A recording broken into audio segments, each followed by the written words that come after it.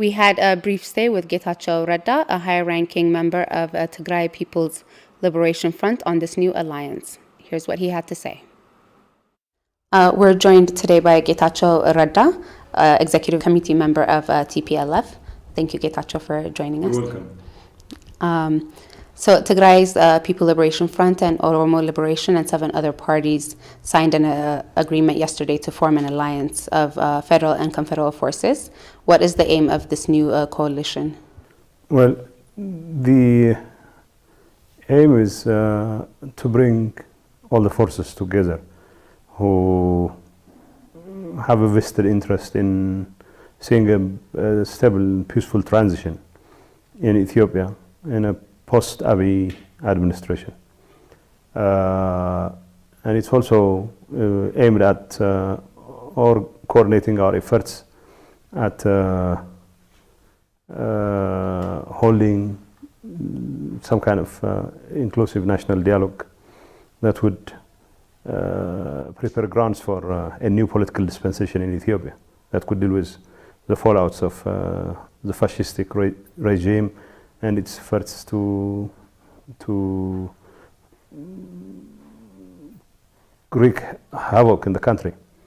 These are organizations that really think they have to bring their resources together, they have to bring their efforts together to make sure that the genocidal campaign that the regime has unleashed comes to an end and quickly.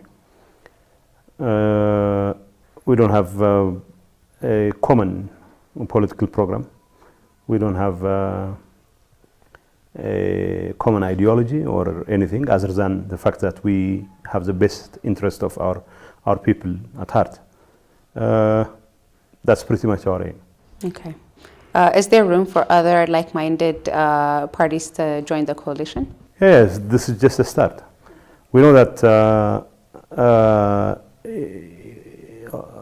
political parties throughout Ethiopia who represent not just only national groups, Somalis, Tigrayans, Oromos, Amharas, or whatever, but also parties who have the best interest of the people of Ethiopia at large. People who are interested in people, the safety, security of people, are welcome to join. So the most common denominator for all organizations to come to the fold is to be concerned about the people of Ethiopia, not the very barren and hollow concept of Ethiopia that Abiy and his comrades have now perfected it into a very boring art form. So what we are trying to do is to make sure that people who are really concerned about people, political parties who are really concerned about their people, come together and work out a working path towards a better future. We don't necessarily have to stick together, but at least we have to make sure that there is a new political dispensation in Ethiopia that takes into account the interest of our peoples. So the people of Tigray, for example, are interested in making sure that their aspirations are met. We have been fighting to the nail to ensure that our right to self-determination, our right to self-government, our right to freedom and all that is protected, and we have achieved significant results so far, and we'll definitely make sure to join hands with other like-minded people so that the very people who have put the life of our people at risk, the very people who have unleashed genocide and a campaign of terror on our people are held to account.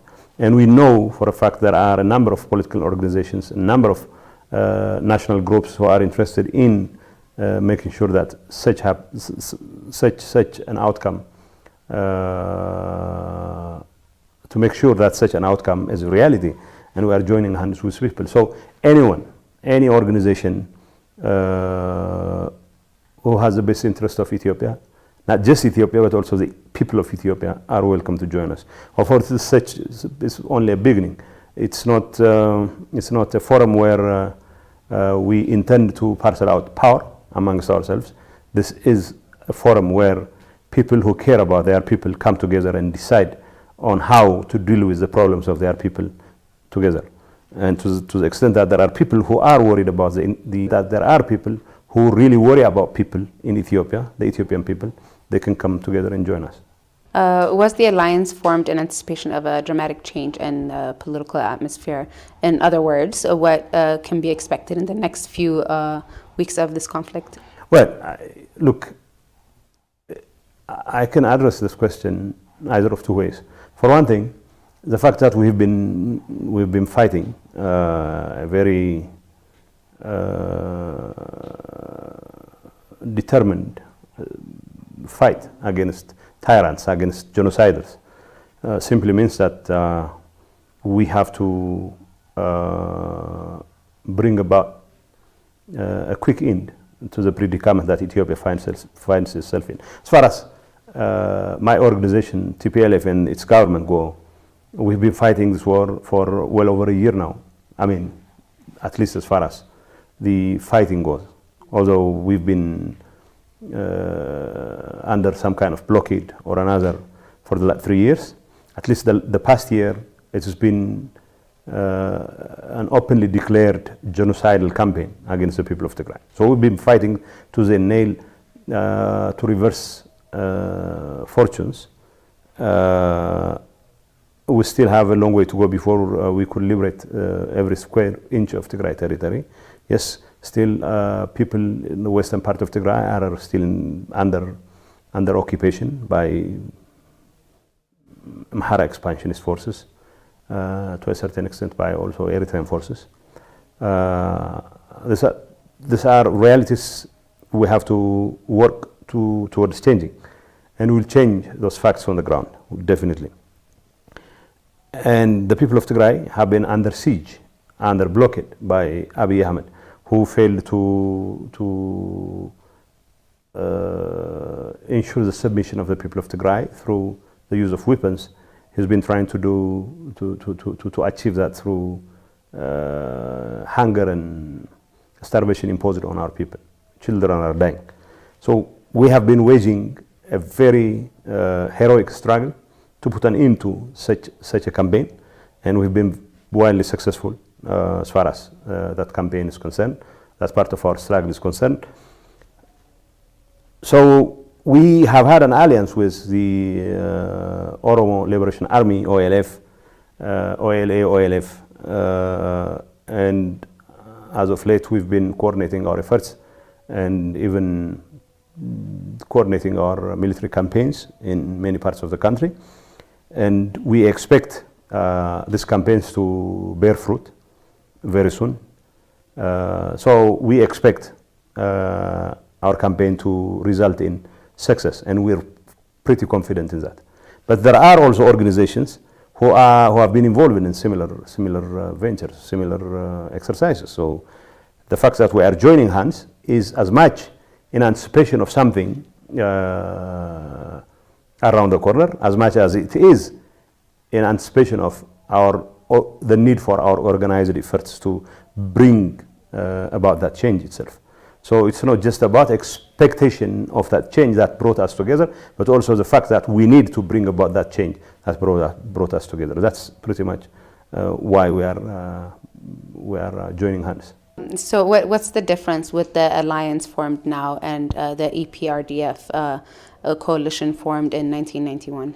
Well, the EPRDF coalition was a coalition from the get-go. It was a coalition of people who had similar ideological backgrounds, people who had some sort of organizational unity in the sense that they held Congress, they elected their representatives and all that. We don't have that kind of arrangement now. What brings those organizations together is the fact that they are all opposed to the kind of tyrannical regime that Abiy Ahmed has imposed on the people of Ethiopia. They care about their people. The Somalis care about their people. The Oromos care about their people. There are also other Oromo organizations and Somali organizations who care about their people. So this is not a popularity contest among those who consider themselves true representatives of the people of Somalia, the people of Somali people or Tigrayan people or whatever.